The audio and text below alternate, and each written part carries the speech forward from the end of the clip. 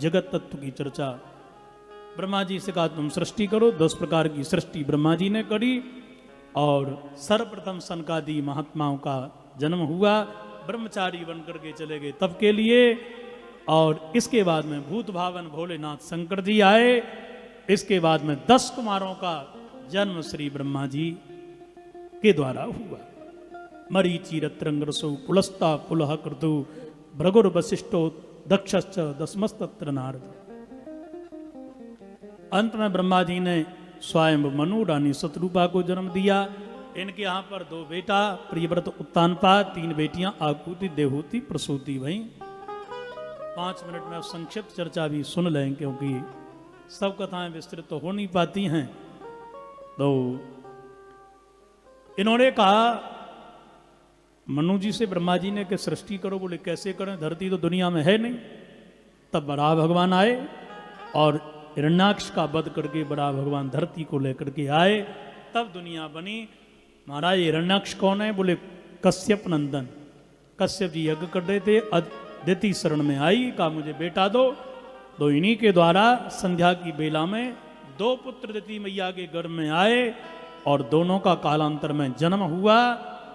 पहला हिरण्यकश्यप, दूसरा हिरण्याक्ष। ये जय और विजय सनकादियों से स्थापित होकर के आए हैं। जन्म होते ही महाराज पूरा हाहाकार मचा बैठे, इंद्र इत्यादि को परास्त कर दिया। स्वर्ग के सिंहासन पर जाकर के हिरण्यकश्यप बैठा और दिग्विजय के लिए हिरण्याक्ष निकला। नारद जी से प्रेषित होकर के गया भगवान बराह के यहाँ। जो धरती लेकर के नीचे से आ रहे थे उनसे भिड़ गया।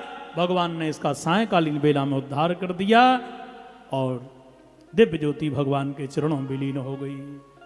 बोलो बराह भगवान की जय। इसके उपरांत महाराज मनु जी ने 3 बेटियों का जो विस्तार है इनका वर्णन है। आकुति का विवाह ऋषि प्रजापति के साथ में हुआ और इनके यहाँ पर यज्ञ और दक्षिणा बेटी वही 12 बेटा इनके भय। देवहूति नाम की बिटिया मनु जी की करदम को ब्याही। इनके यहाँ पर 9 बेटियां भई और 10वें रूप में भाद्रपद शुक्ल पक्ष द्वादशी के दिन ठीक मध्याह्न में 12 बजे भगवान कपिल देव पधारे। बोलो कपिल देव भगवान की जय। बेटियों की विदाई करी और करदम जी चले गए जंगल के लिए। सज्जनों, भगवत कृपा मैया देवहूति भगवान कपिल को प्रणाम करके कहती है प्रभु अब मेरा निवेदन आप सुने, मैं आपकी शरण में आई हूं, आप कृपा करो।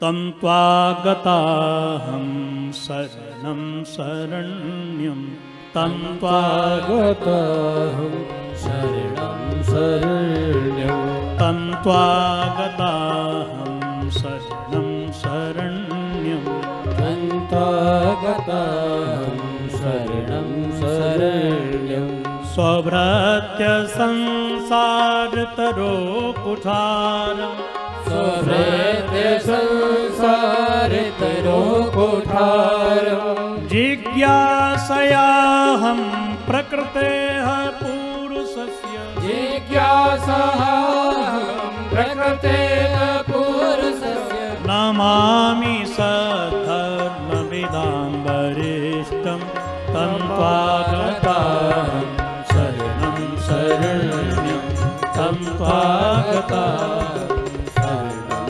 शरण्यं। हे नाथ, मैं आपकी शरणागता हूं। वैसे आप मेरे पुत्र हो, पर सत्यता यह है कि आप जगत पिता हो। जगत में रहने वाली मैं आपकी संतान नहीं हूं।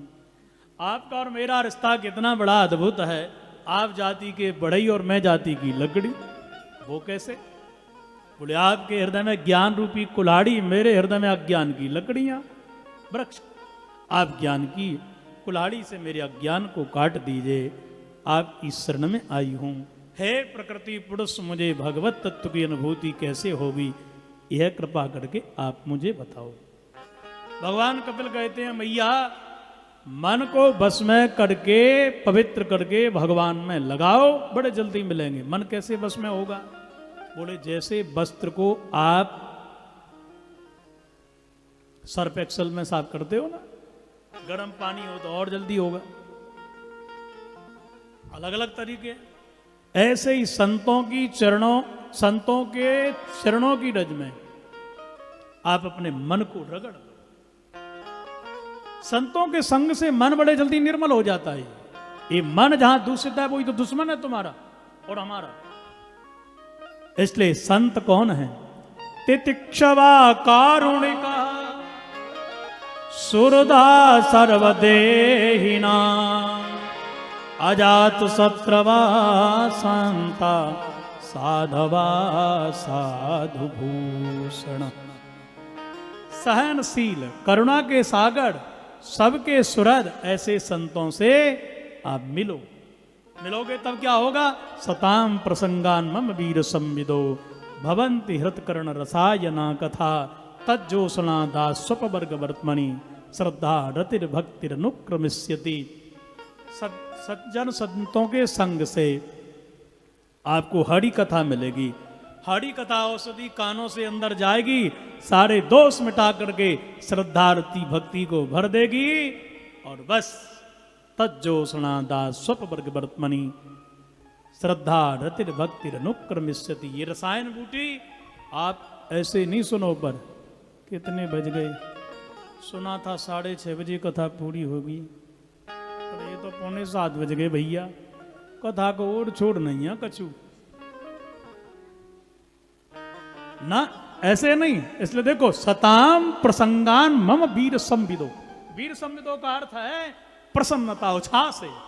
अब क्या मंत्री जी आते ना नेता, फिर देखो पार्टी वालों को बोलो भाजपा जिंदाबाद, कांग्रेस, ऐसे लगाते हैं जैसे भैया इनके पिताजी स्वर्ग जा रहे हैं, बैकुंठ में जाएंगे।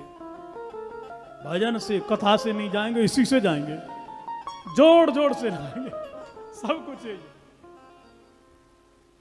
पिताजी को माला नहीं पहनाएंगे 10 रुपया की, कहो नेताजी को लाएंगे 500 की बना, 1000 की बना, मैं लाऊंगा, कहीं से भी लाऊं तो पैसा दूंगा। फिर अच्छी बात है भाई, आपकी आस्था है आपकी पार्टी में, मैं उसकी बुराई नहीं करता हूं। पर ठीक उसी तरह भगवान की कथा भी सुनो।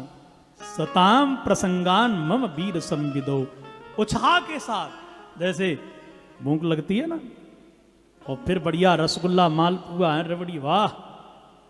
आजकल तो खबते नहीं, गांव के भैया जो हो ना ठाकुर साहब, उनको खिला के देख लियो मथुरा के चौबों को, वो भी नहीं खा पाते आजकल। पहले खाने वाले थे, एक एक लड्डू रसगुल्ला देसी घी का, क्या बात है, आ गया।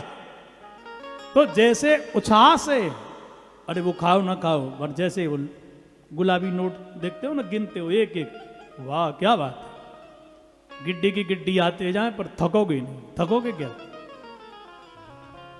ऐसे ही एक एक शब्द को उत्साह से ग्रहण करो, सुनो मत पियो।